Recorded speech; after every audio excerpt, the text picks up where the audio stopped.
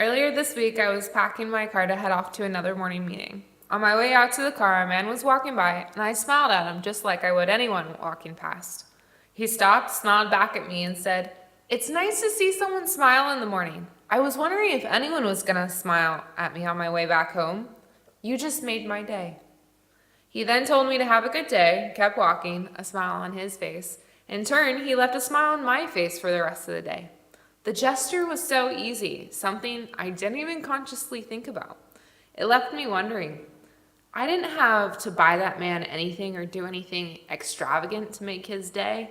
All I did was smile. In a world where time is a commodity, we are left with not much to give others after our full days and busy schedules. But there are small things that we can give others. Things that don't leave a dent in our wallets or hours of our time. Things that, if done, can leave us feeling and behaving like happier people. Godly people, I might even suggest. The list I have come up with derives of 10 things in which every person in this room has the capacity of doing and giving freely. The first two of these things goes back to my experience earlier this week. A smile and a happy attitude. These don't always go hand in hand, but I would argue that when they do, they have a much bigger impact. You may have heard that smiling takes less muscles than it does to frown. Either way, it costs both the giver and the receiver nothing. But the benefits of giving can be exponential. The third cost-free gift is a hug. You never know how that person's week has actually been, and maybe a hug is just what they needed in that moment. Even if it wasn't, according to research, hugs have the capability of healing sickness, disease, loneliness, depression, anxiety, and stress, all from a hug. The fourth thing is an ear. No, I don't mean literally, but listening is an important part of fellowship with one another.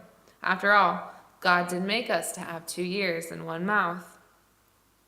Items 5, 6, 7, and 8 all kind of go together. Kind words, encouragement, appreciation, and hope.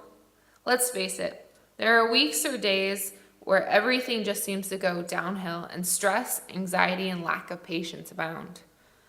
But if you're not having a week such as the one I just described, giving encouragement or kind words to someone can really be a blessing. Hope and appreciation are 2 more that really impact someone. Of the 5 love languages, words of appreciation are pretty far down my own list. However, when I've been having a rough week or someone has told me that they've appreciated the work I've done, it really means a lot to me. The last 2 things to me seem to go hand in hand. One is a physical form, the other one is a personal. The first of these is a letter. Some of the most precious gifts I have received are the little notes written to me that I didn't expect. They usually include the 4 previous mentioned things. Just receiving something in the post, a text message, or even a message on Facebook has the ability to make my day so much better. It costs us nothing. The last thing is prayer. This one people don't even need to know about. I have seen the work of prayer in people's lives and know without a shadow of a doubt that prayer works. You may be thinking at this point, or have already thought, Larissa, how am I supposed to know if someone's having a good week or a bad week in order to give these things? My point is simple.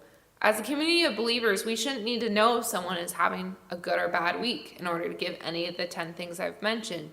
A smile, happy attitude, a hug, listening, kind words, encouragement, appreciation, hope, writing a letter, or prayer. The point is to implement them into your daily life so that others can be affected by Jesus through you. In Matthew 5:14-16, it says, "You are the light of the world. A city on a hill cannot be hidden. Neither do people light a lamp and put it under a bowl. Instead, they put it on a stand, and it gives light to everyone in the house. In the same way, let your light shine before men, so they may see your good deeds and praise your Father in heaven." Or, to put it in today's terms, you are a follower of Christ. Loving others does not go unnoticed. So love people no matter who they are or where they've been. And when they see you, they see Jesus because of your love. We have officially entered the Christmas season. And even though now is more emphasized to do good works, I encourage you guys to do this year round. Who knows? You may be a light for others in the darkness of this world.